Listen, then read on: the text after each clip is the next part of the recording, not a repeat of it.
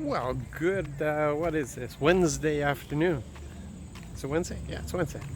Um, it's an afternoon because both of the cars were in the garage this morning and we had to walk and it was raining. So I'm just getting to the video now. It's holidays. Give me a break. Um, so we're reading through Jeremiah, continuing, getting close to the end.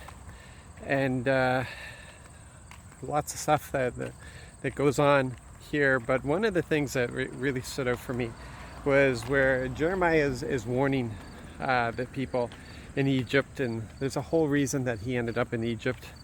But he's warning them in Egypt that they were going to face judgment there, just as Judah had faced judgment. And they turn around and they said, listen, we're not going to listen to you, because the reason that we went through everything that we went through is because we stopped sacrificing to the idols. And we're gonna go back to sacrificing to the idols so that we can be blessed. And it's like, what? You guys are in trouble because for the very reason that's what you were doing, because you were sacrificing to the idols. Because you were doing that, the Lord had to bring in that correction on you. It's but this is the thing. We lie to ourselves. Even if the truth is plain as day in front of us, if it's an inconvenient truth, if it's something that we don't want to believe, we will convince ourselves of something completely different. We will convince ourselves that what we want is the truth. And we have that freedom. We have that ability to do that. We can do that. We do that. And so we'll lie to ourselves, and it'll be our truth. It'll be what we believe. But our truth and our belief is worth nothing if it isn't the truth, and if we're not believing in the one. So you can argue all you want, it's so frustrating, because to try to convince people that what the Lord has given to us is truth. It's the very fabric of things. It's what we believe is actually the very fabric of life. It's what makes life. This is what oozes out all over the place. To try to convince people who want their own truth so that they can have the freedom to do whatever they want, man, it's frustrating, because they are so convinced of these things. Just look at our society now.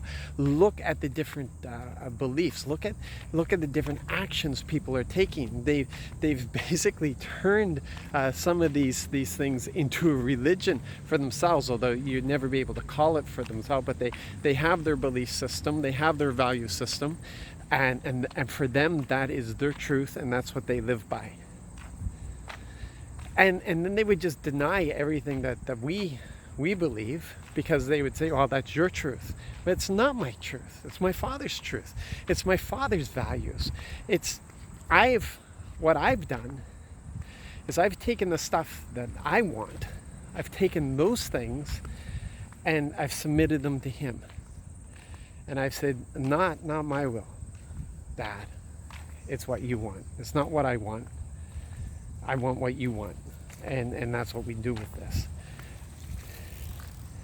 That's hard for people, because to set aside their pleasure, to set aside their interest, to set aside their thinking, to set aside their ideas, to set aside their opinion, they wouldn't think of it. In fact, they want to make sure that everybody thinks just like them and does just what they do, and they will use whatever means they can.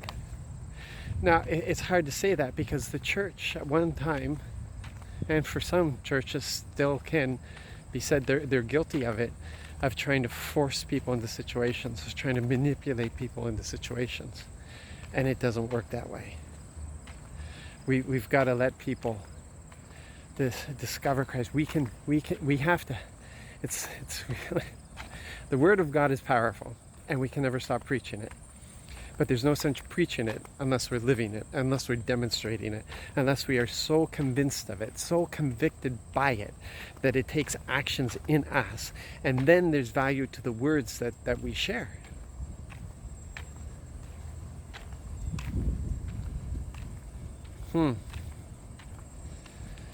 Anyway, the truth is in front of everybody, but they want what they want, and they want it now.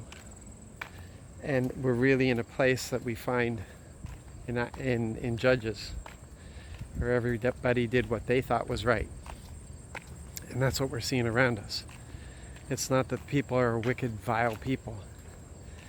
It's they're living according to the truth that they convince themselves of, that meets their desires. They fashioned a truth that meets their desires.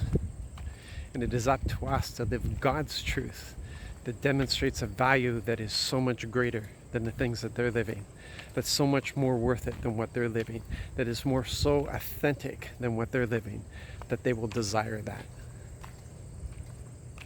That's heavy, that's a lot, but that's what's in Jeremiah today. So you guys be blessed, be encouraged, have a great day. Love you, miss you. We'll be back soon, and get engaged.